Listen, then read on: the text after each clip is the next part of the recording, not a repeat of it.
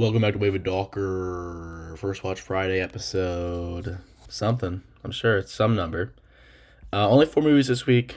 I'm a busy guy, I got shit going on. What is this? I got shit going on. But they were 4 great movies. So let's get into it. Like the video. First up, Do the Right Thing by Mr. Spike Lee. Came out in 1989. My review on Letterboxd. This is the best movie ever. I could watch 50 hours of this. Correct. Um, One of the most distinct cast of characters in any movie that I've ever seen. Similar to like Boogie Nights, where it's just you could honestly like watch like if this was like a 20 episode season of a series. Like if there was a episode dedicated to each character, it'd be fucking awesome. Uh, like there's Mookie, there's Spike Lee, there's Samuel L. Jackson, the radio host. There's Radio Raheem, rest in peace. There's Totoro and Sal and because it's Vino and Pino. What the fuck are their names? Pino and Vito. Pino and Vito. And like the pizza shop, like you could follow that. Um, the mayor, obviously. Um, his name's Bugging Out. I don't think I caught that in the episode in the movie. Yeah, I mean Smiley's awesome. When he was crying after Radio Raheem died, that was heartbreaking. I mean, yeah, there's just so like all the names. Sweet Dick Willie, he's hilarious. Like those 3 dudes that are hanging out on the side of the street. Um, yeah, I mean, there's just like I said, it's just like such a and that opening credits with Tina are fucking ridiculous. Like that's like one of the most like entertaining opening sequences of any film I've ever seen.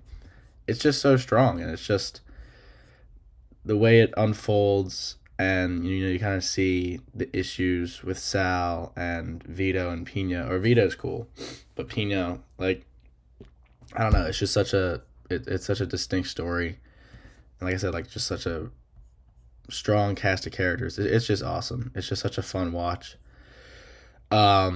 Yeah, I mean, it's like Boogie Nights. It's like Everybody Wants Some, where it's just like a slice of life with all these distinct characters. Like, I mean, I said the same thing about Everybody Wants Some by Linklater. I was like, I could watch like a million hours of this because it's just like this very casual, toned down, low key, just like in the neighborhood kind of thing. And obviously, this is a little more nuanced just because it has a very, um, story of prejudice and race. But I really enjoyed this movie. Story of Right Hand Left Hand was fucking awesome. Like there's just so many scenes throughout this entire film that are just these insanely strong sequences. Really, really fun. I need to watch more Spike Lee films. Next up, Chinatown, by Roman Polanski, starring Jack Nicholson. One of the best looks in a movie just ever. That's like one of my like favorite things. Like I love just a distinct, costume design or, a makeup or anything. Just I love when a character like a character that's not playing somebody obviously. Like, in biopics you can be like, "Oh, that's a, whatever." But like I love when it's a wholly original character or an adaptation of a character and they just had like this such distinct look. Like I point to Ed Exley and LA Confidential, Guy Pearce. Like at the end of the movie, he's like all tousled up. He has like, the glasses are all dirty. His shirt's all dirty. Like I love like a clean silhouette of a look, and then obviously him with the fucked up nose and the hat. He's just so fucking cool. He is ridiculous in this. Some really fantastic line deliveries. I think my favorite is when the fake wife of the water guy calls and she's like, "Oh, maybe you remember me. I was the one that told you to look into my husband." And he was like, "Shut the fuck up." Like I thought that was just like that was like the turning point in the film for me because he was like very casual. He was obviously joking with all of his guys, and then he gets the phone call, and then he snaps into this mindset. But yeah, I mean, just like a wonderful mystery, a great performance by Nicholson, a beautiful movie. It was shot on Panavision, I think, with Technicolor. Obviously doing the color grading. It's just beautiful, beautiful movie. need to watch more Nicholson. I really haven't seen very many Nicholson movies. And my spoiler review, Noah Cross should have died a million deaths. Yeah, that guy was a fucking creep.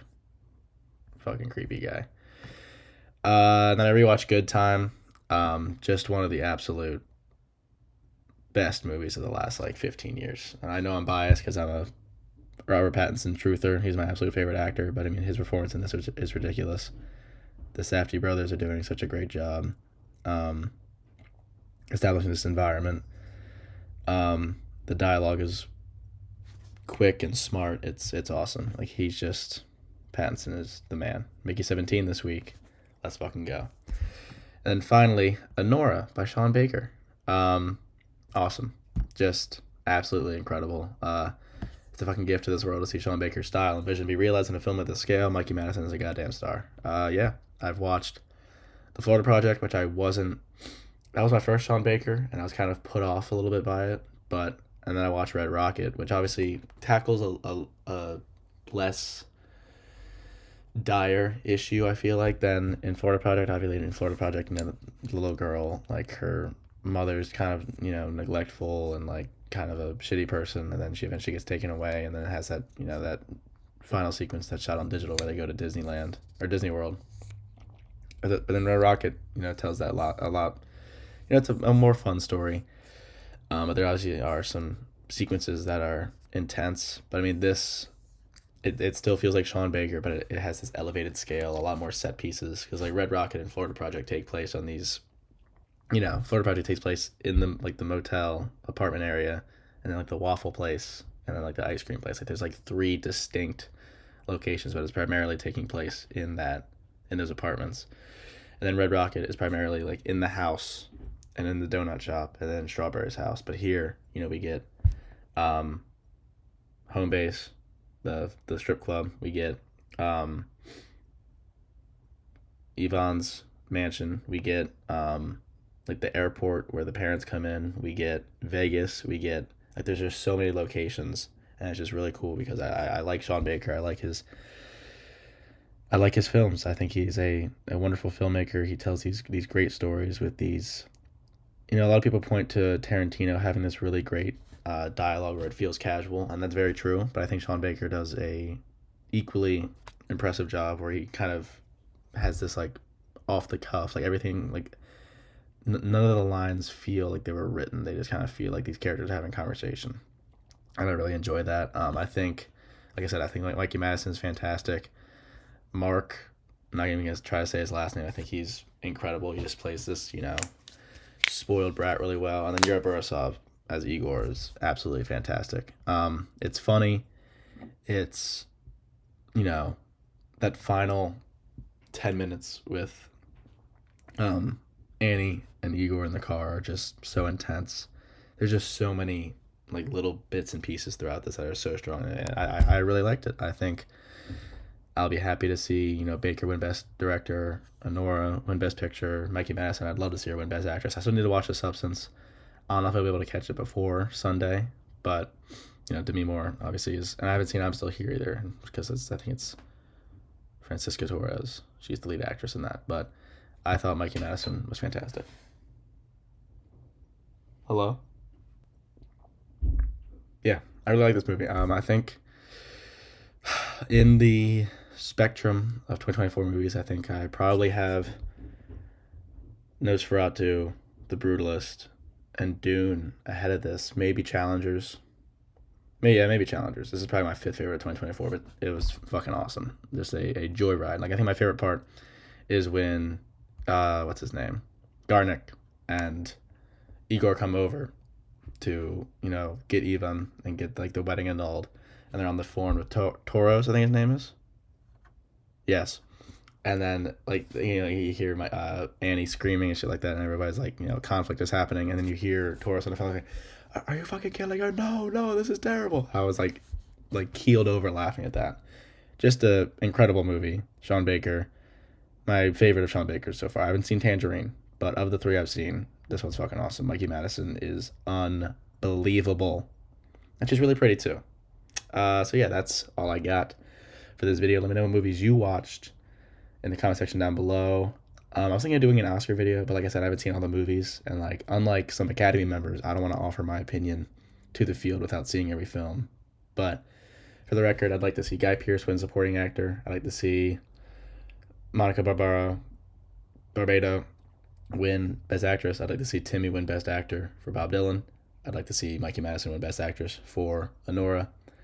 I'd like to see Jaron Blaschke win Best Cinematography for Nosferatu. I'd like to see Best Picture. The Brutalist would be cool. I think Dune Part 2 would be insane. That's not going to happen, but that was, of the field of Best Picture nominees, that's my favorite of the year.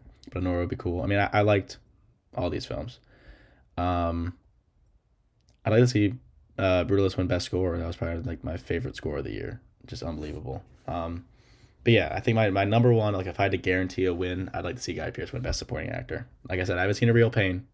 I know Kieran Culkin's the front runner, but Guy Pearce stole the show for me in The Brutalist, and I love him as an actor. So yeah, those are my picks. Hope you guys enjoyed the video. Peace out.